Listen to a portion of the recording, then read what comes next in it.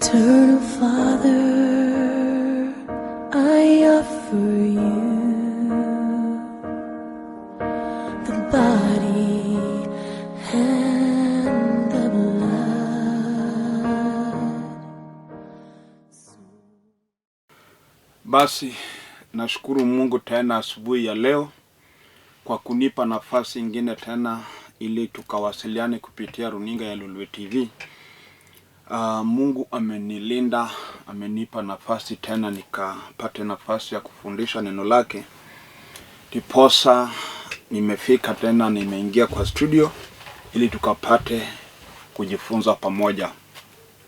Ndiposa ninakukaribisha ninapoanza ili nawe pia ukapate kuchukua nafasi yako, ukaketi chini ili tukapate kusoma katika maandiko ili tujifunze. Baadaye tutaomba pamoja nitakapomaliza. Mungu wetu ni Mungu mwenye huruma sana na akutiari kutusamehe na kututendea kila kitu ambayo tunahitaji kwake.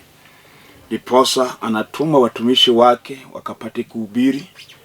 Hata kupitia hii runinga kuna watumishi wa Mungu ambaye tayari hata wamehubiri mbele yangu, na najua ya kwamba tayari umebarikiwa sana kwa neno ambaye limehubiriwa, kwa sababu neno la Mungu inalinganishwa na mvua. Ikinyesha lazima kizuri ipatikane. Ndiposa Mungu anasema katika kitabu cha Isaya ya kwamba neno lake haiwezi toka mbinguni na ikuje ulimwenguni na irudi bila kutenda kitu. Ndiposa najua ya kwamba hata unapoketi hapo kwako tayari umebarikiwa kwa neno ambayo umesikia, na najua ya kwamba Mungu anaendelea kukubariki, na najua ya kwamba hii siku ya Jumapili inakuwa siku ya baraka sana kwa wale wanatazama runinga ya Lulu TV. Mimi pia Mungu amenipa hii fursa ili tukapate kusoma nawe katika maandiko. Kwa majina naitwa Askofu William Abol. Mimi ni askofu wa kanisa ambaye inaitwa Abol Trinity. Kwa sahii ninahudumu hapa Nairobi, naishi Olympic Kibera, na Kibera ndio mahali ninaye kanisa mahali ninahudumu. Nataka leo tuende katika kitabu cha Warumi 7 mstari wa 15. Kunaye neno ambaye nataka nifunze kupitia hii andiko, kwa sababu najua ya kwamba neno ambaye tutasoma na tutajifunza itabariki maisha yako. Jumapili iliyopita nilikuwa nikiongea kuhusu maombi, jinsi inafaa sisi tupakapate kuomba, kwa sababu imeandikwa ya kwamba ombeni na mtapewa, tafuteni na mtapata, bisheni na mtafunguliwa. Ndiposa Jumapili iliyopita nilikuwa nikifundisha kuhusu kuomba. Leo nataka niongee kuhusu kile inaweza fanya hata kama unaomba na maombi yako haijibiwi, ama unaweza kuwa unatafuta uso wa Bwana lakini haupati kile unahitaji. Kunaye kitu ambayo inaweza ikazuia Mungu wetu kututendea kile tunataka atutendee. Na najua ya kwamba unaelewa maandiko vizuri ya kwamba katika kitabu cha Isaya 59 Mungu anasema ya kwamba macho yake ijaziba, masikio yake ijaziba, ili akose kutusikia tunapomuomba. Lakini kunaye jambo ama kitu ambaye anasema inatutenganisha kati yetu na yeye, ambayo inaitwa ni dhambi. Biblia inasema ya kwamba dhambi zetu ndiye imetutenganisha na Mungu wetu. Na hiyo ndio sababu kunaye siku Paulo akanena wakiwa kitabu cha Warumi, kunaye vile Paulo aliongea. Na hilo ndio neno ambaye nataka nisome na tujifunze kutoka kwake, kwa sababu labda wewe umeokoka uko pale, kunaye vitu ambaye inakufanya ama unajaribu kutoka katika kila hali, lakini unapata ya kwamba imekuwa ni ngumu.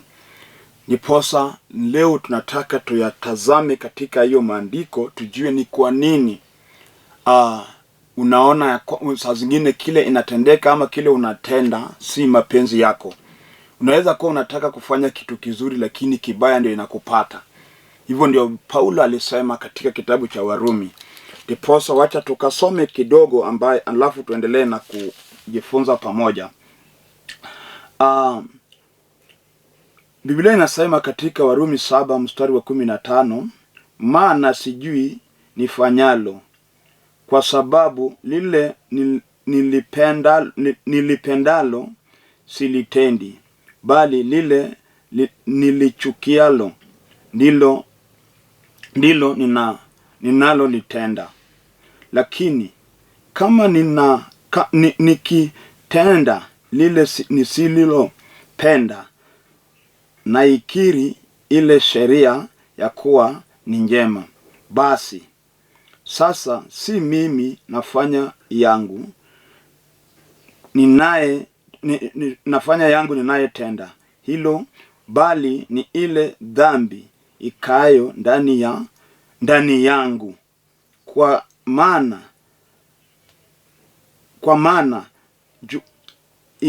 ikayo ndani yangu, kwa maana jua ya kuwa ndani yangu, yani ndani ya mwili wangu, halikai neno njema.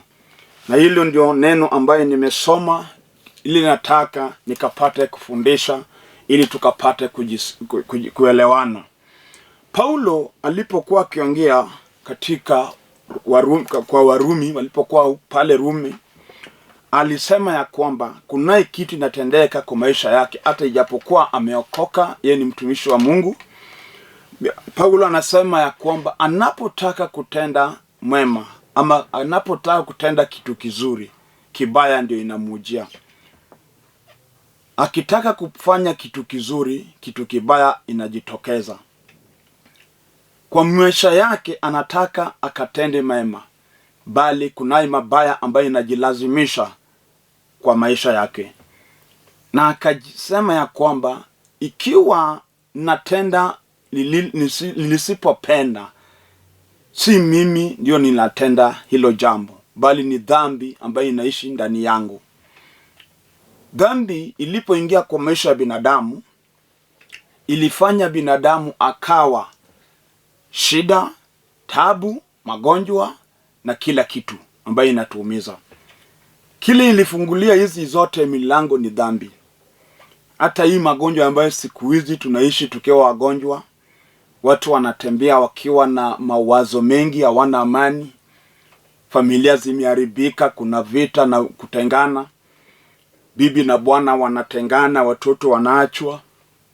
Hii yote kile ilifungulia mlango ni dhambi zetu. Pasipo dhambi hakuna mateso. Pasipo dhambi hakuna mauti. Kwa sababu imeandikwa ya kwamba mshahara ya dhambi ni mauti. Tunapoishi katika utakatifu, tunapotembea na Mungu, tunapokuwa watu watakatifu mbele za Mungu, kunaye vitu nyingi ambaye Mungu wetu atatufunika na haitatupata. Ndiposa Mungu alipoona ya kwamba shetani anatawala maisha ya watu wake, na alijua ya kwamba kile imepea shetani nafasi na nguvu kwa maisha ya watu wake, ni kwa sababu watu wake ni watenda dhambi. Kwa sababu sisi wote tunazaliwa tukiwa watenda dhambi, kwa sababu babu wetu Adamu na Hawa bibi yake walitenda dhambi, na hiyo dhambi imekuwa ikishika kila mmoja ambaye amezaliwa hapa ulimwenguni. Ndiposa unapata ya kwamba yeyote ambaye amezaliwa ulimwenguni asipokiri Kristo kama Mwokozi, maisha yake inabaki kwa mkono wa shetani. Na shetani anapata nguvu ya kumtawala na kumtesa. Na Mungu alipoona vile shetani anatesa watu wake, vile watu wanakufa na magonjwa, vile shida imekumba kila mahali, alituma mwanawe Yesu Kristo ili aje ulimwengu akapate kuokoa watakapo amini kwake. Ndiposa akatuma Kristo. Na Yesu Kristo alipokuja, alikufa msalabani ili damu yake ikapate kulipa gharama na deni ambayo shetani alikuwa akidai ya dhambi. Ndiposa Mungu alitaka kututoa katika mikono ya shetani, kuturejesha ili tuwe watu wake, ili tukapate kuishi pamoja naye, tukapate kula pamoja naye. Lakini shetani anajua ya kwamba unapookoka, unapopata Kristo kama mwokozi wa maisha yako, anajua vizuri ya kwamba hata kuwa na mamlaka juu yako. Ndio sababu siku hizi hata kama umeokoka, usipojichunguza vizuri, utapata ya kwamba umeokoka, lakini kunaye dhambi zingine shetani amejaribu sana ili ikapate kubaki katika maisha yako. Hizo dhambi ambazo zimebaki ndio inafanya shetani anapata nafasi ya kukushika ama kukutesa. Unaweza kuwa umeokoka, lakini roho ya hasira imebaki kwa maisha yako. Uko na hasira yenye ikikupata, yani hata hujui unafanya nini. Lakini kuokoka, umeokoka. Hii hasira yenye imebaki ndio ile inafungulia shetani nafasi kwa maisha yako. Ndio inamfungulia nafasi katika baraka yako. Ndio sababu hata umeokoka, lakini hata ukifanya biashara yako ama ukipata kazi, unapata kwamba kazi inaharibika, unaishi maisha ya kuteseka. Ukijiuliza mbona ninaomba na haya yote natendeka? Si ati kwamba Mungu hawezi tenda, lakini kunaye dhambi ambayo imebaki kwa maisha yako yenye inapea shetani nafasi ya kuwa na nguvu juu yako.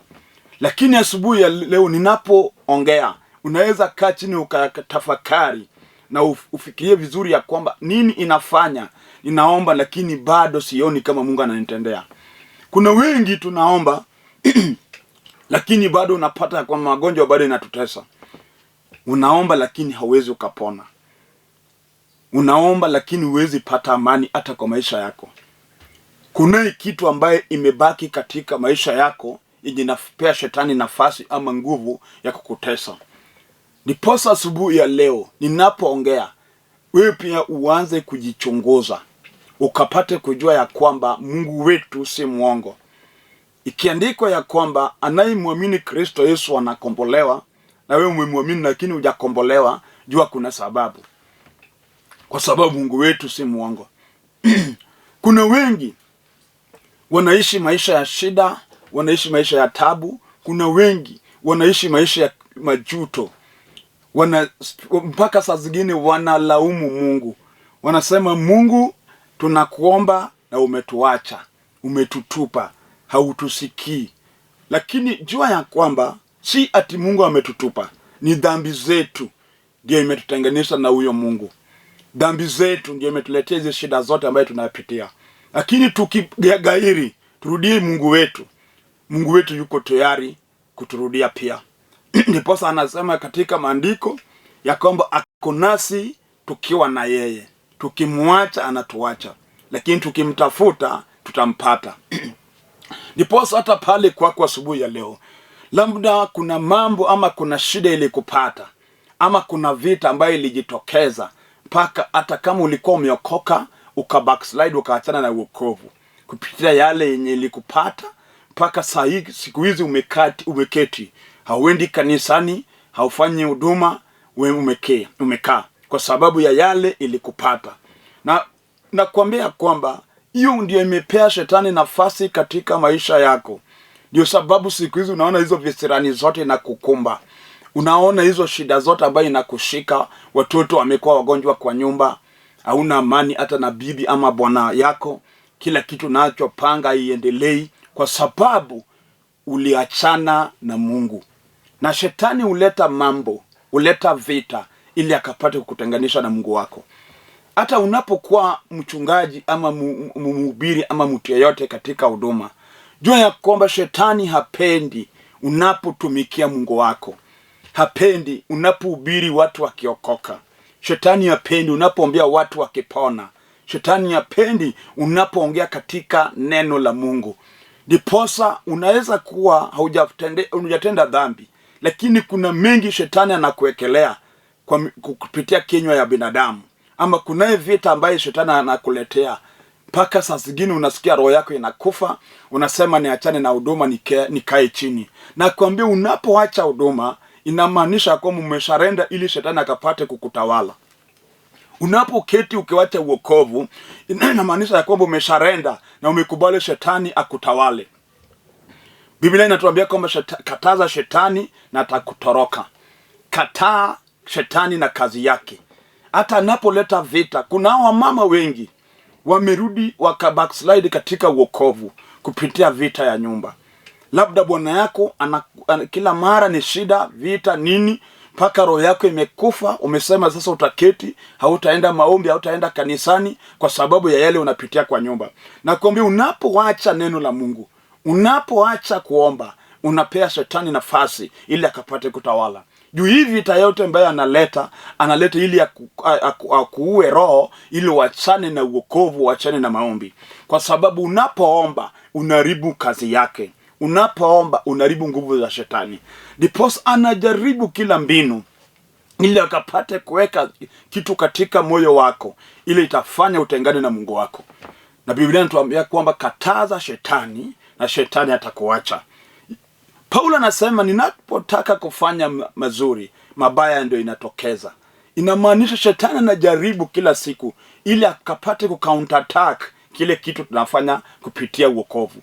Hata kama wewe ni muombezi, unapenda kuomba, unachukua muda wako kuomba, usidhani shetani atalala.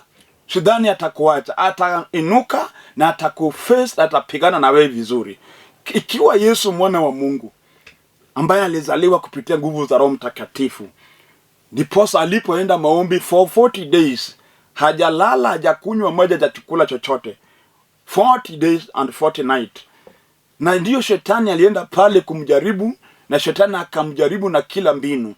Na huyo ni Mungu, Yesu ni Mungu. Lakini sasa je, sisi ambayo ni watenda dhambi, shetani atatujaribu kiasi gani? Atajaribu kutupiga kiasi gani? Kile inahitajika ni kwamba tusimame imara katika neno, tusimame imara katika maombi, na tusimame imara kwa kutoa ushuhuda ya Kristo Yesu. Alete shida, simama na wokovu. Kwa sababu wokovu peke yake ndiye silaha ambayo utashinda nayo shetani. Hakuna njia zingine. Wengine wamejaribu mbinu nyingi. Wengine wametoroka, wameenda kwa waganga wakiwa na shida, wakitafuta msaada. Daudi akasema, natazama milima makuu, milima makubwa, nikitaka msaada wangu. Na Daudi akasema, msaada wangu haitatoka katika hizo milima. Msaada wangu itatoka tu kwa Jehova, Mungu wa Israeli. Ndiposa kila mtu ambaye anaishi katika hii mwili, unapotumainia Mungu, unapojiweka katika mkono wa Bwana, na kuambia kwamba utafaulu. Ndiposa Biblia inatuambia kwamba kunaye kitu ambaye unajaribu kufanya mazuri, lakini kibaya ndio inakukujia.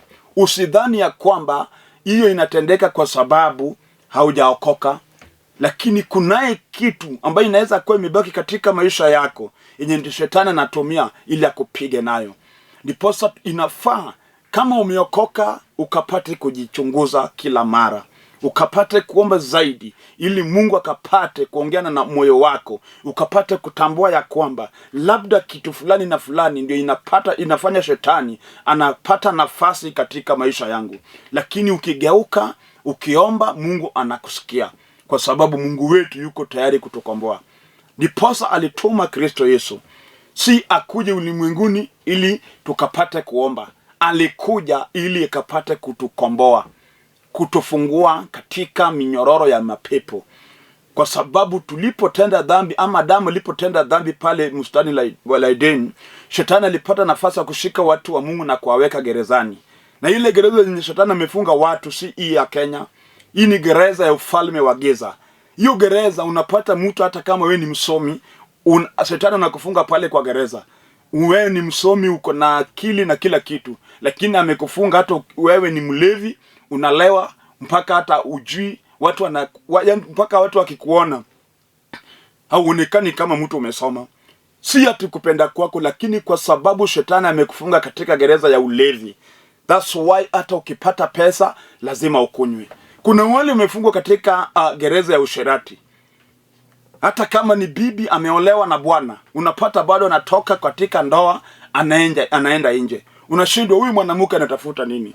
Si kwa kupenda kwako, lakini ni vile umefungwa pale kwa sababu ya dhambi. Unajua hata hapa Kenya, hii nchi yetu, kuna sheria ya hii Kenya ambayo ukivunja sheria unapelekwa kutini alafu unafungwa. Hata kama wewe ni nani, uwe profesa, uwe president, uwe nani, kuna sheria ambayo imewekwa ambayo ukivunja hata moja unafungwa. So kuna wengi walivunja sheria za Mungu na shetani akapata nafasi ya kuwashika na kuweka gerezani. Ndiposa siku hizi tunateseka. Kuna familia ukiingia unapata watu wamesoma kabisa katika hiyo familia, lakini kuna shida ambayo imewashika wote. Hata unaweza pata wasichana wamezaliwa wasichana watatu kwa nyumba. Wote wamesoma, wako na kazi mzuri, wanaendesha magari, wanaishi kwa nyumba mzuri, lakini kunaye vile wamefungwa katika gereza. Gereza yenye wamefungwa ni kwamba wasiolewe. So unapata wasichana warembo sana, wamesoma, wako na pesa, lakini hawawezi wakaolewa. Unashindwa nini nafanya wasichana wakina fulani? Kunaye kitu ilitendeka ambayo ilifanya shetani akapata nafasi ya kufunga wasichana kwa hiyo boma katika gereza. Ndio sababu unaona ya kwamba unajaribu kila mbinu. Unapata mtu ambaye anataka kukuoa, lakini huyu jamaa ako na roho ya kukuoa, lakini kuna kitu inaingia tu katikati yenu na mnatengana na mnakosana kabisa mpaka hiyo kitu iende hivyo. Usidhani ni huyo jamaa ndio mbaya. Usidhani ni huyo mwanamke ndio mbaya. Kunaye shetani na ile dhambi yenye imefanya anafunga watu kwa hiyo boma. Hata wanaume wengi siku hizi, kuna wanaume hata mwanaume miaka yake imesonga, hana bibi, na ukimuuliza nini mbaya anakwambia ninajaribu lakini haiwezekani. Nikioa bibi anatoroka, nikioa shida inapatikana, nikioa tunakosana. Unashindwa nini mbaya hasa? Ndio sababu ukioa wanawake wanakuacha. Ukijichunguza vizuri ndugu, na kuambia utapata kwamba kunaye vile shetani alipata nafasi, na labda hii kitu ambayo sasa unapitia hata baba yako alipitia. Kuna wale baba yake alioa mama yake, wakaishi wakazaa watoto kama 3 4, na bibi mama yako akaenda na ukabaki na baba yako. Baba yako akaoa mwingine pia akazaa na watoto wengine pia, huyo akatoroka. Paka hata sasa ninapoongea ujui mama yako ako wapi. Lakini wewe pia sasa umekuwa mkubwa, umeoa. Ukijaribu kuoa kile ile baba yako alipitia ndio kile unapitia. Unajua ni nini? Kunaye vile shetani alifunga watu wa hiyo boma katika hiyo gereza.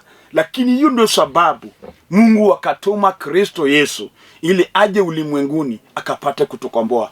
Unajua mtu akishikwa hata saa na bangi na pigwe fine na wekwe jela, kunaye fine yenye lazima alipe ndio atoke hapo. Asipolipa atafanya kazi gerezani mpaka kufie pale, ama atafanya kazi gerezani mpaka alipe gharama yenye inatoshana na ile fine yenye alipigwa. So shetani alipopata nafasi na binadamu akafanya dhambi, kunaye fine ambayo ilipigwa yenye lazima ilipwe ndio watu wakombolewe kwa mkono wa shetani. Na hiyo gharama hakuna yote angelipa.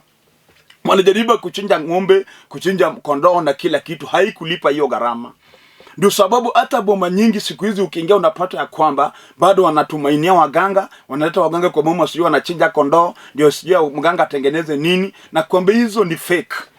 Kwa sababu hata ukisoma Biblia kutoka mwanzo unapata ya kwamba watu walikuwa wakitoa hata kondoo nini wakichinja, lakini hii haikumaliza dhambi. Hii haikumaliza nguvu ya shetani katika maisha yao. Ndiposa Mungu akateua Kristo mwana wake ili Yesu aje akufe msalabani ili akapate kutulipia gharama yenye shetani alitaka kudai. Na Yesu alipokufa pale msalabani, ile damu yake ambayo ilitiririka pale ndio inatufungua katika minyororo, ndio inatukomboa katika mikono ya shetani. Na unapokubali Kristo kama mwokozi wa maisha yako, haijalishi hata kama ulizaliwa na mganga, hata kama ulizaliwa na mchawi ambaye ameua watu wengi, unapokubali Kristo Yesu, damu ya Kristo inakusamehea dhambi zote ambaye imefanya umekuwa kwa hiyo gereza. Na asubuhi ya leo unaponisikiza, unaweza jichunguza. Kile unayepitia si ati ni mapenzi ya Mungu. Kuna wengi wamelaumu Mungu sana. Mungu, mbona umeniacha kwa shida? Mbona umeniacha nateseka? Mungu hajakuacha unateseka, ni wewe umekataa kubali Kristo ili Mungu akusaidie. Ukikimbilia Kristo kwa ukweli na uchukue wokovu, Mungu atakusaidia. Kwa sababu hiyo ndiyo njia ambayo alipeana binadamu kutoka katika mkono wa shetani. Lakini tumekataa. Tumekataa kuokoka. Tumeenda kanisani pale tu kujificha. Watu wamejificha kanisani. Waganga wamejificha kanisani. Wachawi, washerati na kila kitu wako kanisani. Wanajifanya wameokoka, wanajifanya wanaomba. Lakini Mungu anatujua. Hata ninapojiita jina gani, Mungu ananijua na kila kitu. Hata ninapohubiri saa hii asubuhi nikiketi hapa, si ati Mungu hanijui, Mungu ananielewa vizuri. Ndiposa nikiwa ninahubiri lakini ninajificha, Mungu anajua. Ndiposa shetani asikudanganye.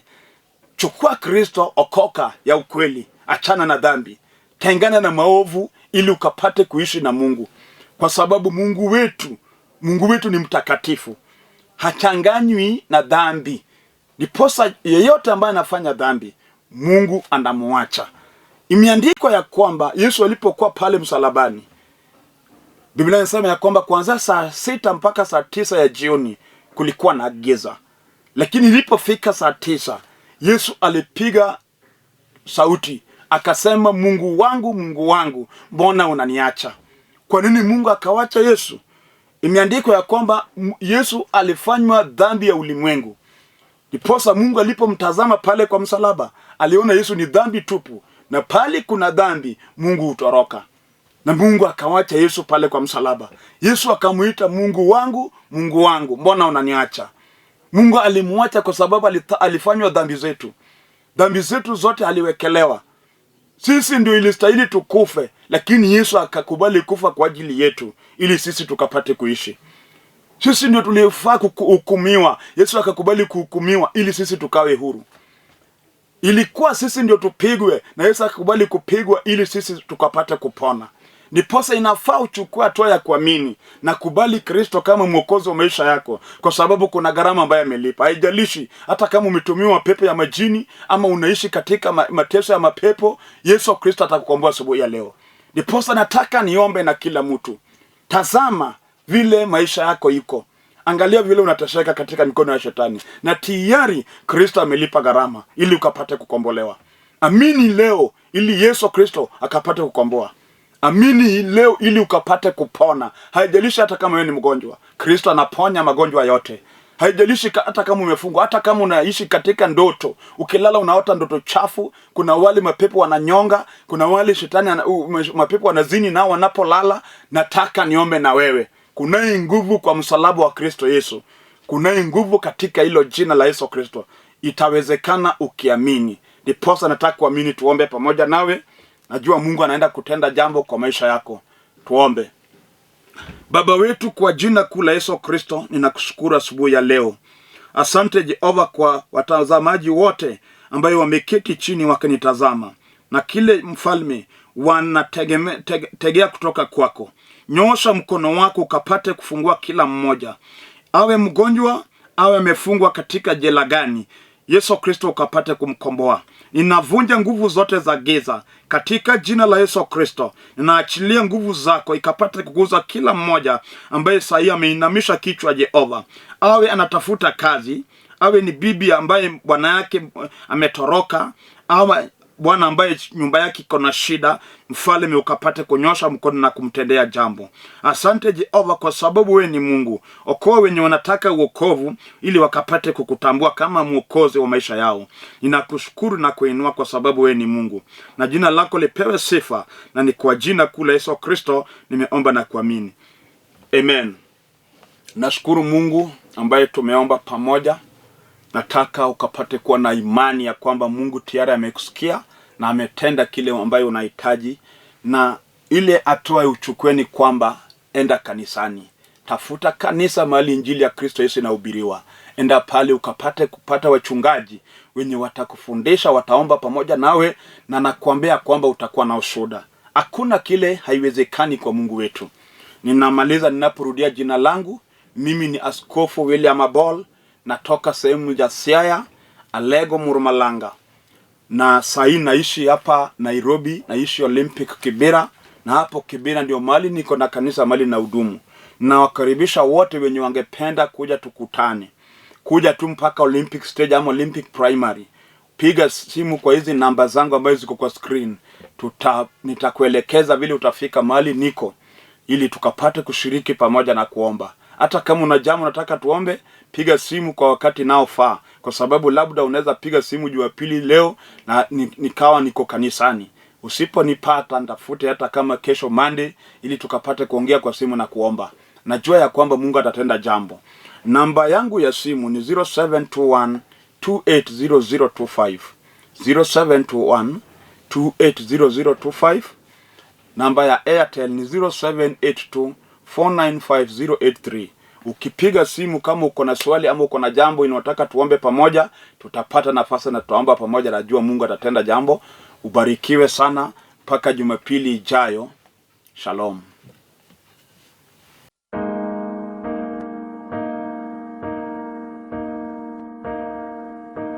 Eternal Father,